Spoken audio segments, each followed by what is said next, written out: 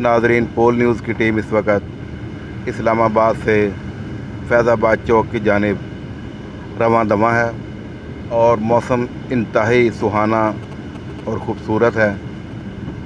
बारिश हो रही है हल्की हल्की।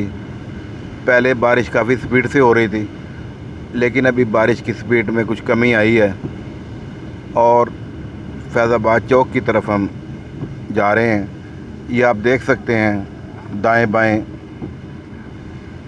इस्लामाबाद की सड़कें भीग चुकी हैं और मौसम ने अंगड़ाई ली है।